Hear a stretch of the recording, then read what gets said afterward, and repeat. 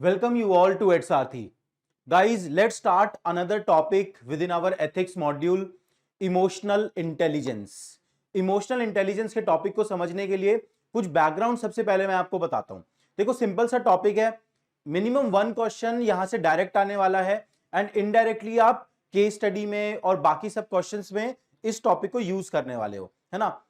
2 dimension है इस question के। एक तो है concept.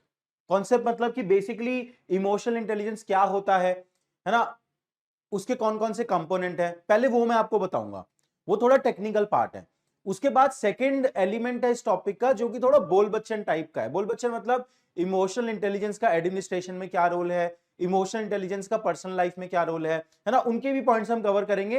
And then further emotional intelligence cultivate किस तरीके से किया जा सकता है ना। अगर आप इमेजिन करने की कोशिश करोगे तो इमोशनल इंटेलिजेंस में से 2-3 टाइप के क्वेश्चन बनते हैं, है ना। आप जाके यूपीएससी के पीवाईक्यू देखो, आपको नजर में आएगा इमोशनल इंटेलिजेंस से बेसिक क्वेश्चन कुछ यूपीएससी पूछ रहा है। पहले वो बेसिक क्वेश्चन बताता हूं, फिर टॉपिक को पढ़ने में और मजा आएगा, है ना। क्या पूछेगा यूपीएससी कि भैया ईआई होता क्या है, इमोशनल इंटेलिजेंस का कॉन्सेप्ट क्या है, that is the first thing.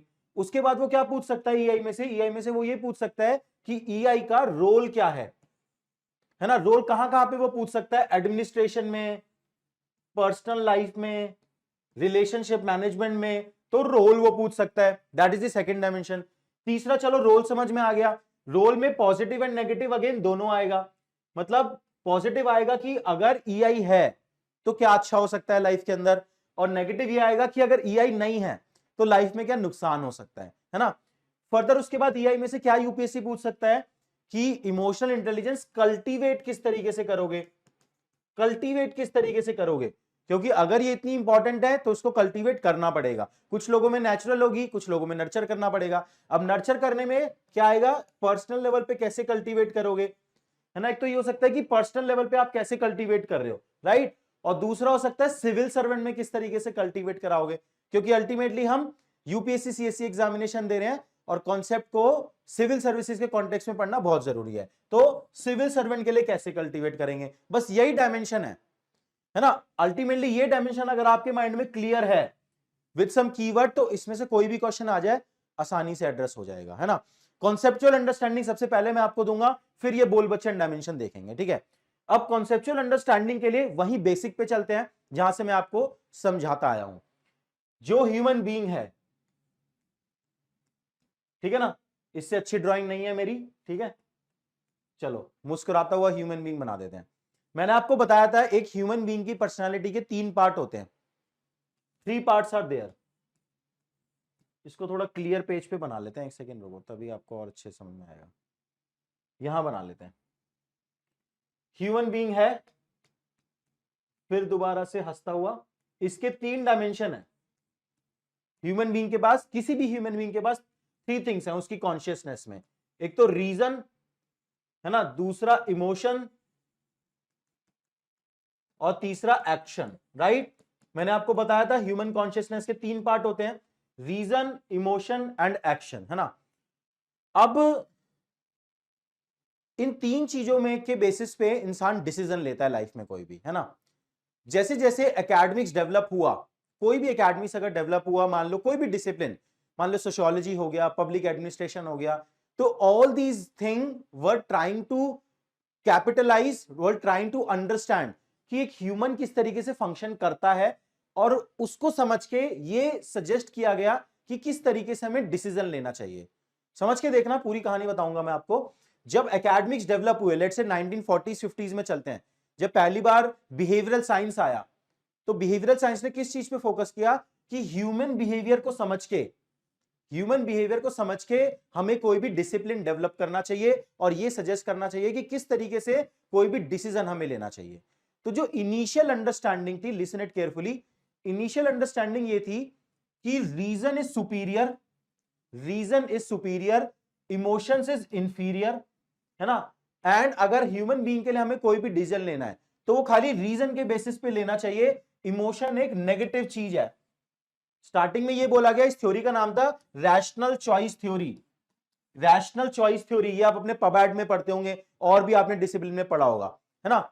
तो ये बोला गया कि ultimately every decision should be reasonable, reason के बेसिस पे डिसीजन लो। जो इमोशंस होते हैं आपके, है ना, कोई भी इमोशन हो गया, आपका लव का इमोशन हो गया, फियर का इमोशन हो गया, all the emotions are very negative. अगर आप इमोशन के बेसिस पे डिसीजन लोगे तो वो एक खराब डिसीजन हो गया। ये बोला गया रैशनल चॉइस थ्योरी के अकॉर्डिंग कि सारे डिसीजन रीजन के बेसिस पे लो। तो रैशनल चॉइस थ्योरी अब क्या बोलती है? Ignore your emotion, suppress your emotion, है ना, और इमोशन को एंड करो, उसको यूज मत करो, इमोशन को दबाओ, खत्म कर दो इमोशन को, और उनको साइडलाइन करके रीजन के बेसिस पे डिसीजन लो, है ना। यहीं से आपकी वो वेबर की ब्यूरोक्रेटिक थ्योरी भी जो आती है ना, वो भी इससे लिंक है, वेबर की ब्यूरोक्रेटिक थ्योरी, कि ब्यूरोक्रेट अपना दिमाग ना लगाए, है ना, क्योंकि ब्यूरोक्रेट ने अगर अपना दिमाग लगाया तो उसके इमोशंस भी आएंगे सामने, है ना, और उसके इमोशन सामने, अगर वो अपने इमोशन के बेसिस पे डिसीजन लेगा तो वो डिसीजन गलत होंगे, है ना। ये सारा सेम स्कूल ऑफ थॉट है ना। तो ये इनिशियली ऐसा सोचा गया, है ना। जब ये सोचा गया तो आगे बढ़ा गया कि रैशनल चॉइस थ्योरी, रीजन के बेसिस पे डिसीजन लो, हर डिसिप्लिन में इंप्रूवमेंट दिखा, है ना, चाहे एडमिनिस्ट्रेशन हो, है ना, या कोई भी डिसिप्लिन हो, है ना, चाहे मैन्युफैक्चरिंग हो, हर चीज में इंप्रूवमेंट दिखा क्योंकि हम रीजन के बेसिस पे डिसीजन ले रहे थे। लेकिन जैसे जैसे वर्ल्ड इवॉल्व हुआ 1970s और 80s तक आते आते, है ना, एक नई प्रॉब्लम इमर्ज हुई। प्रॉब्लम क्या इमर्ज हुई कि एक जगह पे जाके ना ह्यूमन एफिशिएंसी पीक कर गई, है ना। जो हम डिसीजन ले रहे थे रीजन के बेसिस पे, उनकी जो एफिशिएंसी थी वो पीक कर गई, उसके आगे हम जा ही नहीं पा रहे थे, है ना। तब ये रियलाइज किया गया, बहुत सारे स्कॉलर आए, जैसे डेनियल गोल्डमैन भी उसी टाइम पे आए थे, ये रियलाइज किया गया कि ये जो इमोशंस है ना, इनको हम कंप्लीटली इग्नोर नहीं कर सकते। भैया ह्यूमंस के का इंटीग्रल पार्ट है इमोशंस। अगर आप इमोशंस को बिना कंसीडर करे कोई डिसीजन ले रहे हो, है ना, उनको बिल्कुल इग्नोर कर रहे हो, तो ह्यूमन प्रोडक्टिविटी एक लेवल से आगे जा ही नहीं सकती, है ना। तो उसी टाइम पे ये थ्योरी आई कि अल्टीमेटली हमें इमोशंस को साइडलाइन नहीं करना है ना। Emotions are integral part of human personality.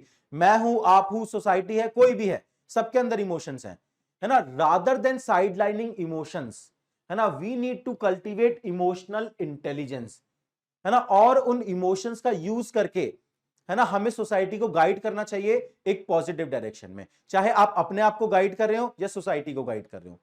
समझ में आ रहा है? तो ये थ्योरी 1970s 80s में इमर्ज हुई कि यार और ज्यादा ह्यूमन प्रोडक्टिविटी, हम अपने गोल्स को और ज्यादा पुश कैसे कर सकते हैं, जब हम एक्चुअली अपने इमोशंस को रिकॉग्नाइज करें और उनको रेगुलेट करें। दो टर्म है, रिकॉग्नाइज करो और रेगुलेट करो, तब आपकी प्रोडक्टिविटी चाहे इंडिविजुअल लेवल पे हो, सोसाइटी लेवल पे हो, ऑर्गेनाइजेशनल लेवल पे हो, कहीं भी हो, वो प्रोडक्टिविटी और ज्यादा बढ़ेगी। ये कहानी समझ में आई? तो ये कहानी स्टार्ट हुई रैशनल चॉइस थ्योरी से 1940s 50s, और उसके बाद 1970s 80s तक डेनियल गोल्डमैन साहब आ गए थे and they started talking about emotional intelligence. Further उसके बाद जो न्यू पब्लिक मैनेजमेंट आप पढ़ते हो, है ना, देखो ये कहानी समझने के लिए जरूरी है ना। ये क्यों बैकग्राउंड मैं आपको बताता हूं, कोई एथिक्स में नहीं पढ़ाने वाला आपको ये, है ना। ये बैकग्राउंड और सारी चीजों से लिंक करके बनता है। खाली एथिक्स पढ़ोगे तो कोई नहीं पढ़ाएगा आपको ये, बट जिसने पबैट पढ़ा है ना, जिसने बाकी सारी चीजों को लिंक किया हुआ है, वो ये कहानी रिलेट कर सकता है। ठीक है, तो ये आपको लिखनी नहीं है ये कहीं कहानी, बट ये कहानी जब आप समझ जाओगे तो जो कॉन्सेप्चुअल फाउंडेशन आपका बनेगा वो काफी एनरिच्ड होगा। ठीक है, उसके बाद 1980s 1990s में न्यू एरा ऑफ मैनेजमेंट आया, न्यू पब्लिक मैनेजमेंट जिसको बोलते हैं। ठीक है, न्यू एरा ऑफ मैनेजमेंट जो आया उसमें और फर्दर ये रिकॉग्नाइज किया गया कि यार जो लोगों के पास इमोशनल इंटेलिजेंस है ना, मतलब जो अपने इमोशंस को और बढ़िया से मैनेज कर पाते हैं, वो और ज्यादा सक्सेसफुल हैं। जैसे लीडर्स देखे गए, मॉडर्न लीडर्स को देखा गया, चाहे लीडर्स पब्लिक स्फेयर में हो, पॉलिटिक्स में हो, या फिर प्राइवेट स्फेयर में हो, ऑर्गेनाइजेशन के लीडर्स हो, सीईओ, है ना, या और लोकल लेवल पे लीडर्स हो, ये देखा गया कि जो लोग और ज्यादा इमोशनली इंटेलिजेंट है वो और ज्यादा सक्सेसफुल है ना, इंडिविजुअल लेवल पे भी और ऑर्गेनाइजेशन गोल को अटेन करने में भी। क्यों? क्योंकि वो इमोशंस को मैनेज करते हैं और अपने आप को भी मोटिवेट रख पाते हैं और दूसरे को भी मोटिवेट कर पाते हैं, है ना, और फर्दर बहुत सारी चीजें कर पाते हैं, वो डिटेल में डिस्कस करेंगे। तो जब ये रिकॉग्नाइज किया गया कि हाँ यार, अगर कोई इमोशनली इंटेलिजेंट है तो वो और ज्यादा सक्सेसफुल होगा इंडिविजुअल लेवल पे और ऑर्गेनाइजेशन लेवल पे भी, तो वहां से ये कॉन्सेप्ट निकल के आया, कंसोलिडेट हुआ ये कॉन्सेप्ट EI, इमोशनल इंटेलिजेंस। कहानी समझ में आई? अब एक बार और डेप्थ में समझ के देखते हैं कि इमोशनल इंटेलिजेंस होता क्या है। एक बार ये कहानी रिपीट कर रहा हूं मैं दोबारा से ताकि आपके दिमाग में सेट हो जाए, क्योंकि नोट्स में ये कहानी मैंने दी नहीं है, ये आपको बस समझाने के लिए है। कहानी ये है सिंपल, 1940s 50s में ये रैशनल चॉइस थ्योरी निकल के आई जिसमें ये बोला गया जो ह्यूमन बीइंग है, उनका जो रीजनेबल पार्ट है, जो लॉजिक है, जो रीजन है, अगर उसके बेसिस पे कोई भी डिसीजन लिया जा रहा है तो वो डिसीजन बेटर होगा, ये रैशनल चॉइस थ्योरी बोलती थी, है ना। तो इमोशंस को बिल्कुल साइडलाइन किया गया, emotions are negative thing, we should ignore them, we should suppress them, ये रैशनल चॉइस थ्योरी ने बोला, है ना। तो वहां से जब रैशनल चॉइस थ्योरी आई तो ह्यूमंस की प्रोडक्टिविटी बढ़ी, एक लेवल पे प्रोडक्टिविटी बढ़नी शुरू हुई, है ना। जो वेबेरियन मॉडल था, ब्यूरोक्रेसी था, वो भी यही था। वो जब प्रोडक्टिविटी बढ़ी तो 1970s 80s तक लेकिन जाके वो प्रोडक्टिविटी एक लेवल पे पीक कर गई, है ना। जो डिसीजन थे वो एक लेवल से आगे जा ही नहीं पा रहे थे, है ना। तो वहां से 1970s 80s पे फिर न्यू स्कूल ऑफ थॉट आया। वो न्यू स्कूल ऑफ थॉट ये बोलता है कि इमोशंस को आप इग्नोर नहीं कर सकते, they are the reality, they are the reality of humans life. तो rather than ignoring them we should regulate them, first we should recognize them at individual level, then we should regulate them at individual level as well as at societal level. तो जो leaders emotions को better regulate कर रहे थे, they are able to produce better result at their own level, individual level as well as at organisation level. तो वहां से ये थ्योरी निकल के आया कि ultimately we need to be emotionally intelligent rather than emotionally unavailable, या emotionally let's say कि बिल्कुल सप्रेस कर दें आप इमोशंस को, ठीक है।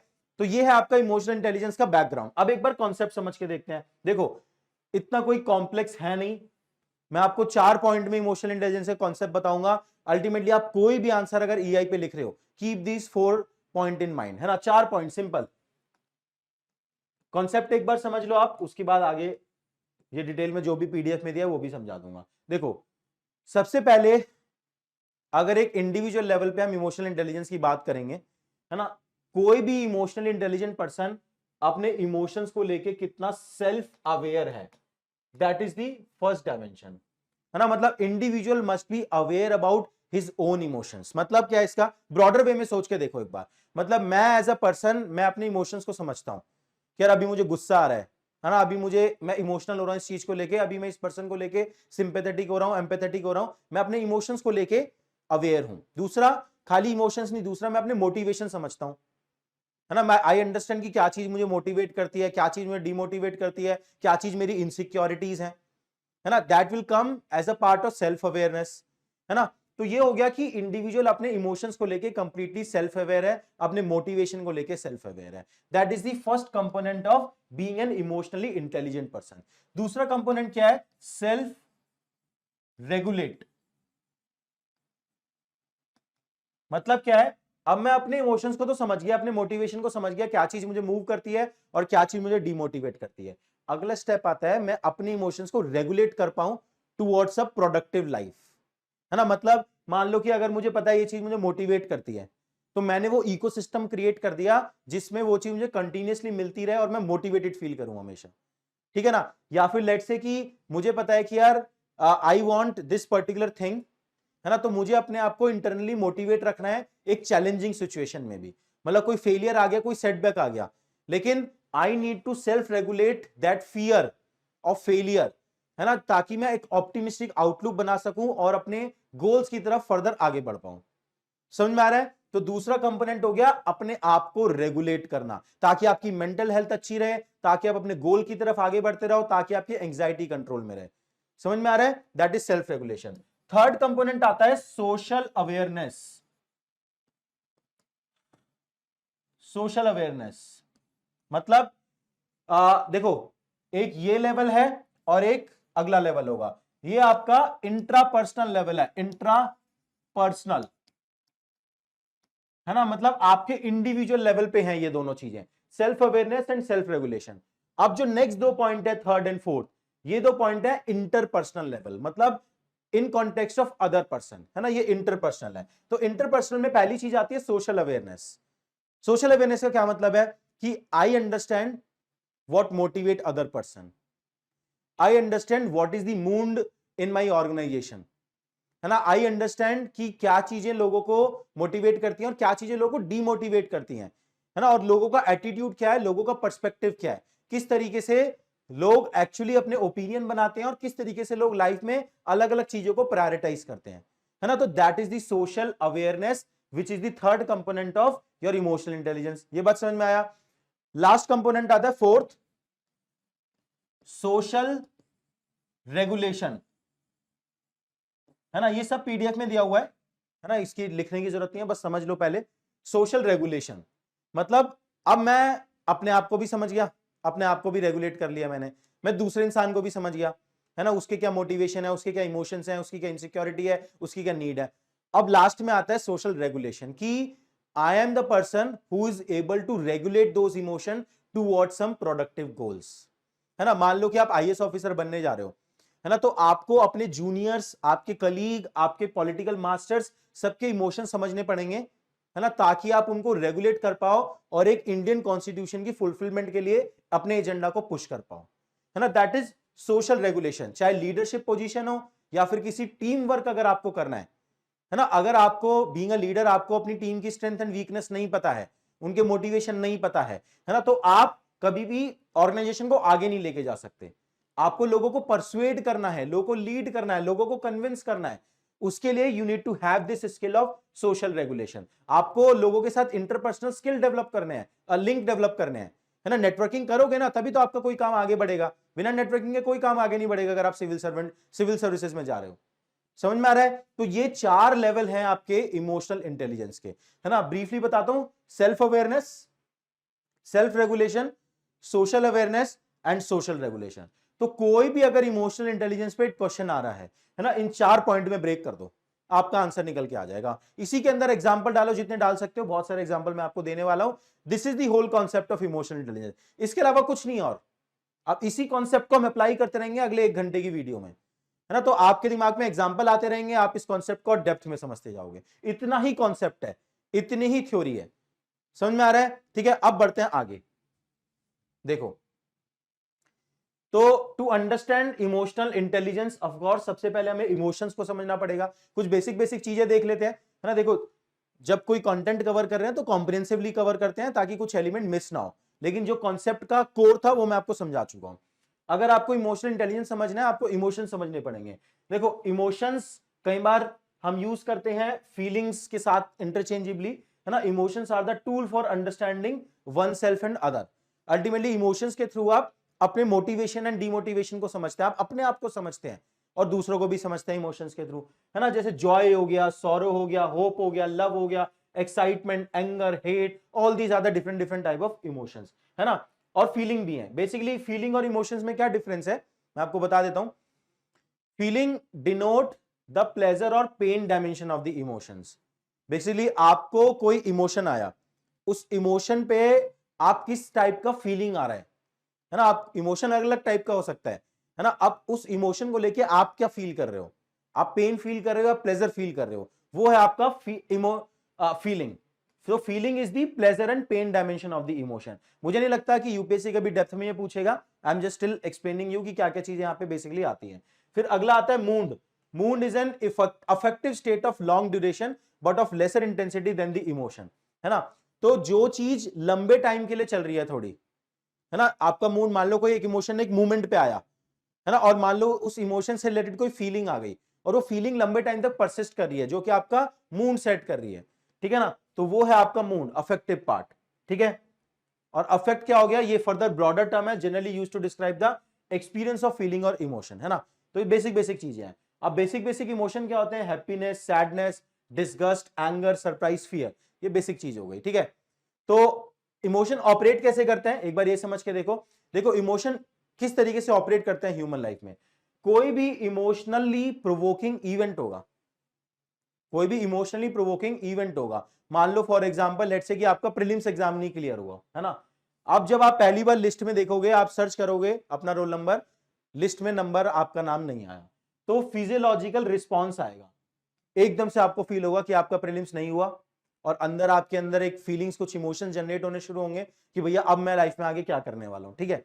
उसके बाद cognitive appraisal to identify the cause of appraisal arousal. फिर वो जो फिजियोलॉजिकल रिस्पॉन्स आया, जो इमोशन जागा, उसको आप कॉग्निटिवली एप्रीहेंड करोगे, कॉम्प्रीहेंड करोगे कि यार अब ये जो इमोशन आ रहा है ये किस वजह से है ना, इसके कॉन्सिक्वेंसेस क्या होने वाले हैं। फिर फर्दर सब्जेक्टिव एक्सपीरियंस, वो जो फिर फीलिंग आएगी जो relatively longer period of time के लिए होती है। अगर मान लो मेरा प्रीलिम्स नहीं हुआ और आपका प्रीलिम्स नहीं हुआ, तो हमारा एक्सपीरियंस सेम नहीं होगा ना। आप उसमें किसी तरीके से रिस्पॉन्ड करोगे, दूसरा पर्सन किसी और तरीके से रिस्पॉन्ड करेगा, राइट। तो सब्जेक्टिव एक्सपीरियंस होगा उस फीलिंग का, है ना, कि एक्स पर्सन कुछ और फील कर रहा है, वाई पर्सन कुछ और फील कर रहा है उस पर्टिकुलर इमोशन को लेके। फिर फाइनली जब वो फीलिंग एक कंसोलिडेट कर गई, then you will behave according to that. उसके बाद एक्शन आएगा, ऑफ कोर्स बिहेवियरल रिस्पॉन्स आएगा, है ना। कुछ लोगों का ये बिहेवियरल रिस्पॉन्स आएगा कि चलो अपने घर पे कॉल करके बताते हैं, कुछ लोग ये सोचेंगे कि छोड़ देते हैं तैयारी को, कुछ लोग ये सोचेंगे कि अगले साल के लिए और मेहनत करेंगे, है ना। तो वो फिर बिहेवियरल रिस्पॉन्स आता है। तो this is how basically emotions are working, है ना। अब देखते हैं इमोशंस की इंपॉर्टेंस समझते हैं लाइफ में, ये समझना बहुत जरूरी है, तभी रैशनल चॉइस थ्योरी को हम रिफ्यूट कर पाएंगे कि emotions have a very important role in human life. Emotions are helpful in the following ways, है ना। अगर किसी के पास इमोशन ही नहीं है या फिर कोई अपने इमोशन को समझ ही नहीं रहा है, तो एम्पैथी कभी नहीं आ सकती लाइफ में, है ना। हमने लास्ट सेशन में भी देखा था एम्पैथी क्या कॉन्सेप्ट है और किस तरीके से इंपॉर्टेंट है सिविल सर्विसेज में, एडमिनिस्ट्रेशन में, इंडिविजुअल लाइफ में। तो एम्पैथी बिना इमोशन के आ ही नहीं सकती। टॉलरेंस कैसे आएगा? टॉलरेंट तभी तो आएगा ना जब दूसरे पर्सन की सिचुएशन को समझ रहे हो इमोशनली, ठीक है। फिर फॉरगिवनेस कहां से आएगी, कंपैशन कहां से आएगी? तो without emotions all these things are not possible. फिर concept of committed bureaucracy require emotion. Basically committed bureaucracy में यहां पे क्या मतलब है कि working towards the downtrodden, है ना। अदरवाइज तो आप क्या करोगे कि जो लॉ में लिखा है बस वो एग्जीक्यूट कर दोगे कि फूड सिक्योरिटी बेनिफिट इसे नहीं देंगे क्योंकि इस पे आधार कार्ड नहीं है ना। बट अगर आपके इमोशंस होंगे तो आप उस रोल को समझोगे कि यार हंगर एंड पॉवर्टी खत्म करनी है, एंड अगर मैंने इसे फूड सिक्योरिटी बेनिफिट नहीं दिया, है ना, तो ये इंसान ही won't be able to survive, है ना। तो उसके लिए इमोशंस होने चाहिए तभी समझोगे। Charles Darwin said emotions help in survival, है ना। जब मोस्ट डिफिकल्ट सिचुएशन आएगी ना, है ना, मोस्ट चैलेंजिंग सिचुएशन आएगी लाइफ के अंदर, तो इमोशंस ही हेल्प करेंगे आपकी उस सिचुएशन से सरवाइव करने में, बाहर आने में, ठीक है। फिर वेरियस पॉजिटिव सोशल वर्क जैसे कि चैरिटी हो गई, फूड डोनेशन हो गया, they are driven by emotion, है ना। अल्टीमेटली मान लो कॉर्पोरेट सोशल रिस्पॉन्सिबिलिटी हो गया प्राइवेट सेक्टर में, या पब्लिक सेक्टर का जो रोल हो गया कि weaker section of the society के लिए वर्क करना है, वो सब इमोशन से ड्रिवन है ना। तो emotions have a very important role in individual life as well as एक सोसाइटी की और कंट्री की लाइफ में भी। Without emotion one is just a machine, है ना। Without emotion human is like a robot. फिर तो आर्टिफिशियल इंटेलिजेंस को ही हम आगे बढ़ा देते हैं। तो emotions are very important which define our human existence. समझ में आया? ठीक है। तो this is the importance of emotions in individual life. अब यहां पे क्या है कि जो अनएक्सप्रेस इमोशंस होंगे, है ना, जैसा कि रैशनल चॉइस थ्योरी में बोला गया कि इमोशंस को एक्सप्रेस मत करो, यूज मत करो, रेगुलेट मत करो, तो वो अनएक्सप्रेस्ड रह जाएंगे इमोशंस। तो अनएक्सप्रेस्ड इमोशंस बिकम टॉक्सिक, फिर वो टॉक्सिक तरीके से लाइफ में आगे बाहर निकलते हैं, निकलने वाले हैं इमोशंस किसी ना किसी तरीके से in one or the other form, because they are the reality of your existence. But unexpressed होंगे तो टॉक्सिक तरीके से निकलेंगे। एंड इवन अगर एक्सट्रीम इमोशंस होंगे, एक्सट्रीम इमोशन से आता है फंडामेंटलिस्ट आइडियोलॉजी कि मंदिर यहीं बनेगा, ठीक है ना। तो अल्टीमेटली जो इमोशंस हैं अगर एक पर्टिकुलर तरीके से चैनलाइज तरीके से बाहर निकलते रहे, है ना। फॉर एग्जांपल बुद्धिज्म में मुझे हमेशा लगता है कि जो मेडिटेशन के टेक्निक्स हैं, जो वे ऑफ लिविंग है, वो इमोशंस को चैनलाइज करने के लिए बनाए गए हैं, ठीक है ना, कि आपके इमोशंस एक प्रोडक्टिव तरीके से चैनलाइज होते रहे। अदरवाइज जो फंडामेंटलिस्ट आइडियोलॉजी है जो कि जैसे टेररिज्म प्रमोट करे, जैसे जिहाद मूवमेंट हो गया, खाली मंदिर वहीं बनेगा का बात नहीं है, बट टेररिज्म की भी बात है जो कि जिहाद मूवमेंट में है, ठीक है ना। तो ये सब एक्सट्रीम इमोशंस का पार्ट है ना। अगर टेररिस्ट को अपने इमोशंस रेगुलेट करने आते हैं, देखो आजकल आप बहुत सारी प्राइम वीडियोस, अमेजॉन प्राइम और नेटफ्लिक्स पे सीरीज देखते हो, है ना, बहुत सारे क्राइम थ्रिलर आते हैं आजकल। तो उनमें आप देखते हो ना कि यार मोस्टली जो लोग टेररिस्ट बन रहे हैं उनके साथ कुछ ना कुछ पर्सनल लेवल पे गलत हुआ होता है ना, किसी ना किसी सिविल वॉर में, किसी ना किसी कॉम्युनल वायलेंस में उनके साथ पर्सनल लेवल पे कुछ ना कुछ गलत हो गया है ना। उन मे भी किसी कॉम्युनल राइट में किसी का कोई लव्ड वन मर गया है राइट्स के अंदर, तो फिर वो वेपन उठाता है ना। ऑल्दो अब उस मूवी को देख के लगेगा कि हाँ यार ये विक्टिम है, बट अगर उस पर्सन के पास स्ट्रॉन्ग इमोशनल इंटेलिजेंस होता, स्ट्रॉन्ग इमोशनल इंटेलिजेंस होता, तो वो फर्दर वायलेंस थोड़ी करता, वायलेंस के जब वायलेंस से थोड़ी देता, वो ये समझता कि ये जो हेट्रेड है, जो कॉम्युनल वायलेंस है, this is the reason why he और she has suffered that loss. तो इमोशनल इंटेलिजेंट पर्सन उस कॉज के अगेंस्ट लड़ेगा, ना कि उस कॉज के सपोर्ट में लड़ेगा, राइट। तो इसीलिए इमोशंस को एक्सप्रेस करना बहुत जरूरी है in a productive manner. Also personal emotion में लीड टू नेपोटिज्म। अब आपके मान लो कि आप किसी पब्लिक ऑर्गेनाइजेशन में हैं, आपके जो पर्सनल इमोशंस है, may be your emotions towards your son, daughter, तो it will lead to nepotism, you will favour them in their public sphere as well, simple सी बात है। इमोशंस इरेशनल होते हैं, ऑफ कोर्स रैशनल नहीं है वो, है ना। Sometimes they can be unproductive and subjective as well, emotion आपके अपने हैं, मेरे अपने हैं, सबके सब्जेक्टिव हैं। तो if emotions are taken care with rationality, अब ये बात आती है कि जो इमोशंस हैं, है ना, उनको अगर हम अपने रीजन को यूज करके, रैशनैलिटी एंड विजडम को यूज करके अगर रेगुलेट करें और यूज करें, self aware, self regulate, socially aware, social regulation, है ना, तो वो हर्डल नहीं बनेंगे बट फैसिलिटेटर बन जाएंगे to become a good personality. समझ में आ रहा है? तो अल्टीमेटली ऐसा नहीं है कि अगर हम इमोशन का यूज कर रहे हैं तो रैशनैलिटी और विजडम को साइड कर रहे हैं, है ना। Ultimately we are saying this thing कि रैशनैलिटी एंड विजडम का यूज करके ही हम इमोशन को प्रोडक्टिव एप्लीकेशन के लिए लगा सकते हैं, उसी को बोलते हैं इमोशनल इंटेलिजेंस। समझ में आया? ठीक है, अब देखते हैं आगे फर्दर इमोशनल इंटेलिजेंस। अगर सिंपल डेफिनेशन लिखनी है तो ये भी लिख सकते हो, emotional intelligence is defined as the ability to understand our own emotions and others emotions, है ना, self awareness and social awareness, and use them constructively to guide one's thinking and action, है ना, मतलब self regulation and social regulation. ये simple definition, अगर आपको कोई छोटी डेफिनेशन लिखनी है तो ये लिख सकते हैं। दोबारा बोल रहा हूं, ability to understand our own emotions and other emotion and use them constructively to guide one's thinking and action. Simple है, स्मॉल स्मॉल अगर डेफिनेशन अगर लिखनी है। फर्दर देखते हैं, person who are capable of having awareness of emotion for self और others and regulate accordingly are called emotionally intelligent, है ना। जो ये जिसके पास इमोशनली इंटेलिजेंस होगी उसको हम इमोशनली इंटेलिजेंट पर्सन बोलेंगे, सिंपल सी बात है। ऐसा बोला जाता है as much as 80% of adult success comes from EQ, है ना। जैसे कि मैंने आपको बोला न्यू पब्लिक मैनेजमेंट में 1980s में 1990s में ये रिकॉग्नाइज किया गया कि people having EQ, emotional intelligence, they are more successful. आप भी अगर सिविल सर्विसेज में जाओगे, किसी भी ऑर्गेनाइजेशन में काम करोगे, आपके IQ से ज्यादा आपकी EQ सक्सेस डिटरमाइन करेगा, है ना। किसने बोला था ये? Daniel Goleman. He is the most preferred scholar to write in the answer of emotional intelligence. He gave this model, जो मैंने आपको 4 पॉइंट बताए थे ना इमोशनल इंटेलिजेंस के, ही गेव दिस मॉडल। तो नाम याद रखना, डेनियल गोलमैन। आगे भी हम इसको डिस्कस करेंगे, है ना। एक चीज और आपको मैं एक्सप्लेन करता हूं कि देखो आजकल की जो जिस टाइप का वर्ल्ड इमर्ज हो रहा है, जिस टाइप का वर्ल्ड मतलब जिस टाइप का टेक्नोलॉजिकल लैंडस्केप इमर्ज हो रहा है, आजकल इतने सारे टेक प्रोडक्ट आ गए हैं, चैट GPT आ गया है ना। आर्टिफिशियल इंटेलिजेंस फर्दर अगले 10 से 15 सालों में और इवॉल्व करेगा, है ना। तो हमारे पास IQ से रिलेटेड तो कुछ एडवांटेज बचा ही नहीं हमारे पास, मतलब ह्यूमन के पास, है ना। आप कोई भी इंफॉर्मेशन अगर आपको चाहिए चैट GPT पे टाइप करो, वो इंफॉर्मेशन दे देगा। तो as an individual human being, है ना, हमारा तो कुछ रोल ही नहीं रहा डिसीजन मेकिंग में, है ना। लेकिन the most potent tool in human hand is emotional intelligence, emotional quotient, क्योंकि AI इमोशनल क्वोशंट में ह्यूमन बीइंग को बीट नहीं कर सकता, एटलीस्ट अभी तक ये बोला जाता है ना।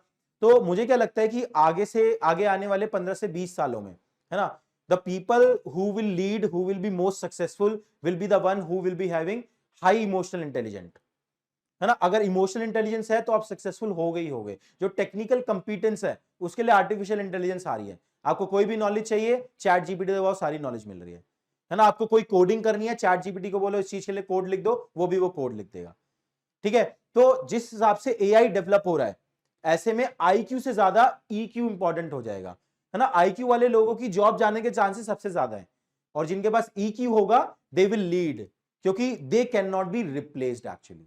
समझ में आ रहा है? आगे बढ़े एक बार। तो डेनियल गोलमैन एक स्कॉलर आप यहां पे लिख सकते हो, एरिस्टोटल को भी आप यहां पे यूज कर सकते हो। एरिस्टोटल क्या बोलते थे कि emotions are both good and bad, emotions good भी होते हैं, इमोशंस बैड भी होते हैं, it is more about how we use it, है ना। It is their intelligent use that makes emotions right. तो एरिस्टोटल बोलते थे कि इमोशंस हम किस तरीके से यूज कर रहे हैं वो डिटरमाइन करेगा कि इमोशंस गुड है या बैड है। जैसे बहुत अच्छा एग्जांपल एरिस्टोटल देते हैं कि एनीबडी कैन बिकम एंग्री, वो तो बहुत आसान है ना। गुस्सा तो किसी को भी आ सकता है, but angry at right person in right quantity eight right time, है ना, वो इफेक्टिव होगा। ऐसा नहीं कि एंगर कोई गोल अचीव नहीं करता, है ना। आप अगर मान लो किसी लीडरशिप पोजीशन पे हो, यू विल रियलाइज कि एंगर का कितना इंपॉर्टेंट रोल है ऑर्गेनाइजेशन गोल अचीव करने के लिए। है ना, बट मोर इंपॉर्टेंट इज कि आप एंग्री हो राइट पर्सन पे, राइट डिग्री में और राइट टाइम पे, है ना, तो अल्टीमेटली आपका एंगर प्रोडक्टिव यूज में लगाया गया, सिंपल सी बात है ना, and for the right purpose of course, है ना। तो इस तरीके से एरिस्टोटल ने एंग्री का एक एग्जांपल दिया, है ना।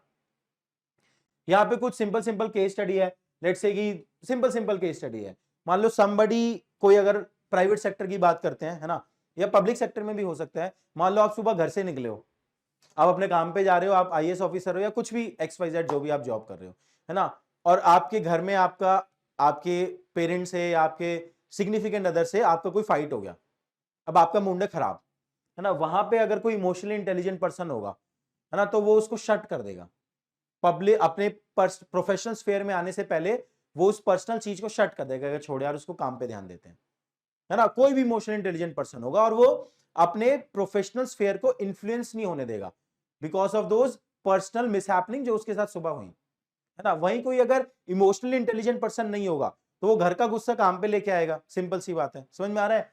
तो यहां पे देखो, अब मान लो कि लेट्स से कि कोई एक मीटिंग हुई, है ना, एक मीटिंग हुई आपकी, लेट्स से आपके सीनियर ने कोई मीटिंग बुलाई, आप एसडीएम हो, ज्वाइन हुए हो अभी, और डीएम साहब ने कोई मीटिंग बुलाई, और डीएम साहब ने मीटिंग में सबको बुलाया, आपको भी बुलाया, आपके जूनियर्स को भी बुलाया, और डीएम साहब ने मीटिंग में सबको हड़काया, ठीक है ना, डीएम साहब ने कहा ये काम कैसे हो रहा है, ये काम कैसे हो रहा है ना, और मीटिंग से कोई भी खुश नहीं था, डीएम साहब के ऊपर भी प्रेशर था, उनपे भी जो सीएम की कॉन्स्टिट्यूएंसी में वो डीएम लगे हुए हैं, तो सीएम साहब ने प्रेशर बनाया उनके ऊपर भी, ठीक है ना, तो डीएम साहब ने भी वो फ्रस्ट्रेशन निकाली। अब मीटिंग में सब लोग, मीटिंग के बाद सब लोग थोड़ा और नाराज हो गए, जो काम, जो गोल अचीव करना था, है ना, वो गोल अचीव तो किस तरीके से होगा अगर नीचे के लोग नाराज हो गए हैं।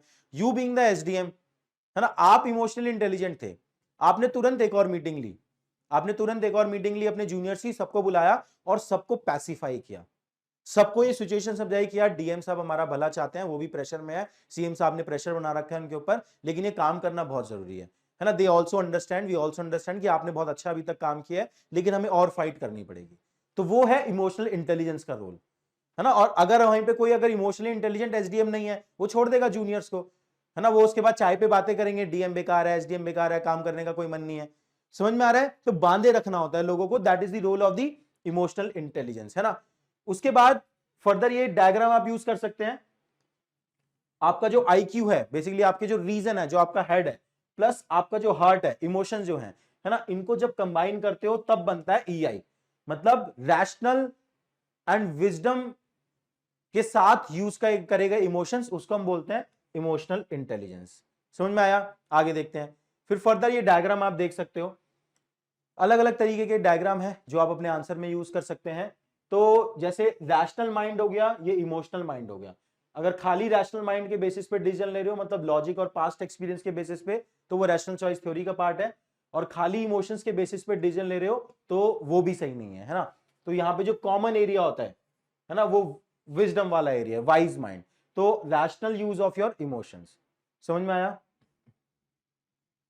अब देखते हैं जो मैंने आपको नाम लिया था डेनियल गोलमैन, तो Daniel Goleman describe 4 element of emotional intelligence, है ना, वही 4 एलिमेंट है, बस उसको थोड़ा और डिस्क्रिप्टिव तरीके से पढ़ेंगे, थोड़ी वोकैबुलरी भी अच्छी होनी चाहिए जब आंसर लिखते हो, है ना।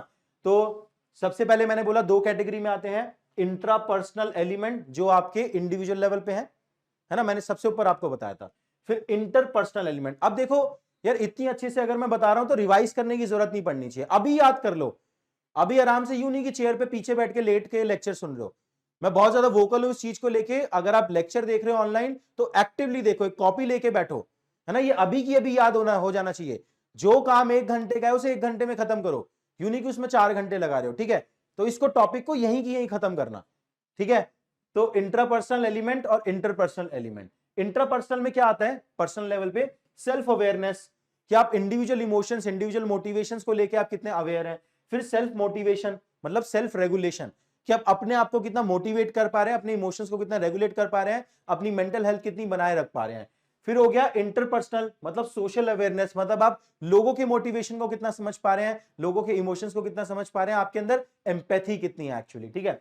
फिर हो गया सोशल कंपीटेंस, मतलब अलग अलग टर्म है, सोशल रेगुलेशन या फिर सोशल कंपीटेंस, मतलब आप लोगों को किस तरीके से परसुएट कर पा रहे हैं, लीड कर पा रहे हैं, कॉमन विजन के लिए मोबिलाइज कर पा रहे हैं, और उनकी मेंटल हेल्थ को भी मेंटेन रख पा रहे हैं। है ना, वो हो गया आपका सोशल कंपिटेंस। कॉन्फ्लिक्ट किस तरीके से मैनेज कर पा रहे हैं, कम्युनिकेट किस तरीके से कर रहे हैं, ये सब सोशल कंपिटेंस का पार्ट आ गया, है ना।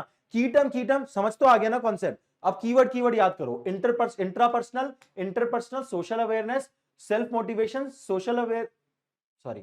Self awareness, self motivation, social awareness and social competence, है ना। समझ में आया। अब आगे बढ़ते हैं, ये देखो फर्दर इस टाइप का चार्ट बना के आ सकते हो, है ना। क्या है ये चार्ट, वही है, सेम बात को अलग तरीके से लिखा है। पर्सनल कंपिटेंस, सोशल कंपिटेंस, मतलब पर्सनल कंपिटेंस मतलब हो गया इंट्रापर्सनल, समझ में आ रहा है, ये इंट्रापर्सनल हो गया, और ये इंटरपर्सनल हो गया सोशल कंपिटेंस। यहां पे हो गया रिकॉग्निशन और यहां पे हो गया रेगुलेशन, है ना। रिकॉग्निशन में क्या है, पहले अपने आप के इमोशन रिकॉग्नाइज करो, सेल्फ अवेयरनेस, राइट। फिर रिकॉग्निशन में नीचे क्या आ गया, सोसाइटी के इमोशन को रिकॉग्नाइज करो, सोशल अवेयरनेस। सिंपल है बिल्कुल, आराम से बना के आ सकते हो एग्जाम में।